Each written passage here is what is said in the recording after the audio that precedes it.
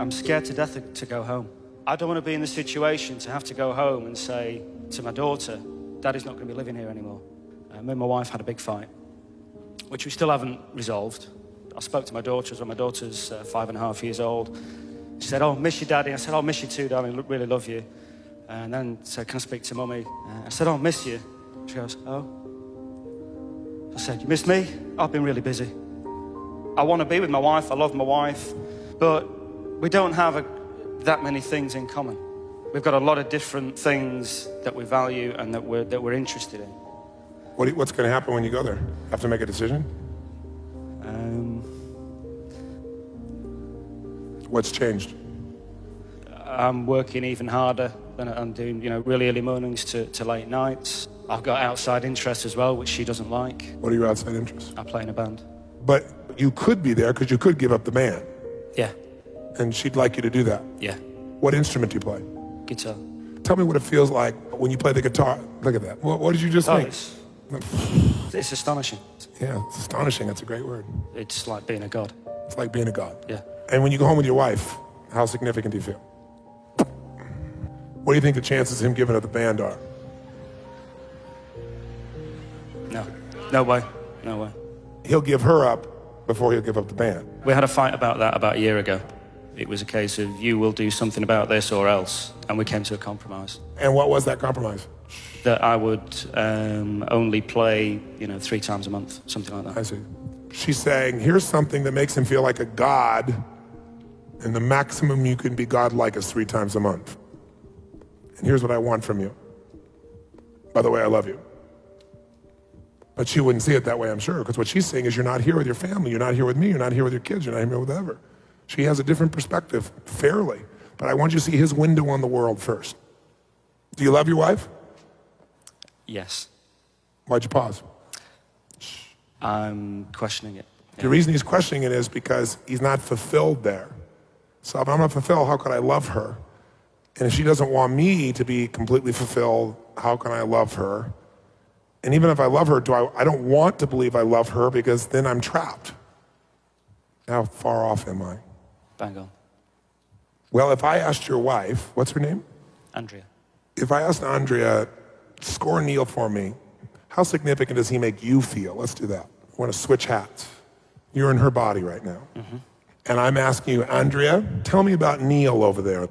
How significant does he make you feel, 0 to 10? When he leaves, never comes home, makes the band more important than you are. He knows how you hate that rock music and he wants to go play it anyway. Maybe a 3. 3. Does he love you? Yes. He does. How loved do you feel, though, these days, 0 to 10 by him? 3. 3. And how certain are you that he's going to stay and love you? 8 or 9. 8 or 9. How certain do you feel, though, in moments about that? I think an 8. You're thinking as yourself right now. How many ladies agree with me? Raise your hand. This is where you're deluded. How much variety does he bring home to you? Surprise, desires, playfulness you don't expect to serve you, to light you up. 0 to 10. 5. 5. How much you guys growing together? None. 0? 0. How much do you feel like he's trying to contribute to you? From your perspective, Andrea. Probably 0.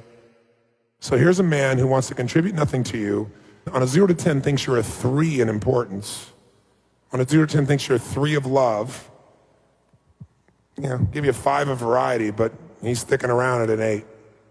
What would you want to do to him, Neil, if you were her? Change him or get rid of him. Well, you're thinking like a man with a get rid of him part. He is the father of your daughter. Are you really going to just get rid of him? No idea. Yes, you do. Is he the source of your security financially? Yes. Are you going to get rid of him? He's the father of your daughter, and he's the source of your survival. Are you going to get rid of him? No. No. What are you going to do when you feel insignificant and unloved and uncontributed to and not growing with? What are you going to do? Make him change. Make him change. You're right. How are you going to do that? What tools do you have in your arsenal? Make him stay at home more often. How are you going to make him stay at home? Give him an ultimatum. Give him an ultimatum. What's the ultimatum say? It says you spend more time at home and you don't go off playing with the band. Or I leave. And take your daughter. Or, no, she'll probably say, or you leave. And I'll keep your daughter. Yeah. What's her nature? Not when you're frustrated with her, when she's feels herself, not when she's stressed. What's her nature? She's very creative in her own way. You know, she's into art, she paints. She doesn't do it often enough because she always says she's not good enough, even though I say, you know, the stuff you do is fantastic, let's put it up on the wall. You should sell this to a gallery, you should exhibit. Oh, I'm not good enough, I'm not good enough. But that's the female form. Women do that with each other. Oh, yes, you are. No, I'm not. Yes, you are. Oh, no, you're better. No, I'm not better. You're better. That's one downsmanship. She's begging for your attention. Yeah, which I give. I don't know, but she wants so much more. So do you like that nature, that artistic nature? Does that appeal to you? Yeah, I love it. In fact, isn't that part of your nature? If she follows it, but she represses it on herself. No, she's begging for you to be her man and show her the artist inside. She's begging for that. Goals in life. Her goals are to? No idea. I've no idea what her goals are. So you can't leave. You have no clue. You've been too focused on yourself, even though you're a good man. Until you've gone and giving everything you have as a man to fill up those 6 needs with her at 10s, you can't walk away. Because you haven't done what's necessary, and you know it. That's why you're on the fence. Because if you'd really done everything, you would have left, because you're a smart man and you're a strong man. What does it take for her to feel loved? What is she really after in this life? You fill her up so much that she wants to give to you now, and she says, honey, go to the band, go do it twice a week. But you won't know until you give completely and totally. No holds barred. That woman needs to be lit up, and even if she wasn't the right woman for you, the next 90 days should be the greatest 90 days of her life, where never has a man given her more attention and focus and caring and love. And you tell her after those 90 days, this is what I need, honey. Can we make this work? And you'll know the truth at that point. What do you think? Fantastic plan. But first, fill her up like she's never been filled up, then decide. Give him a hand. Like I was very low on the list of priorities. Even though I would never admit that.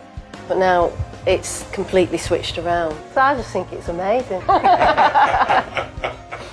We have a winner.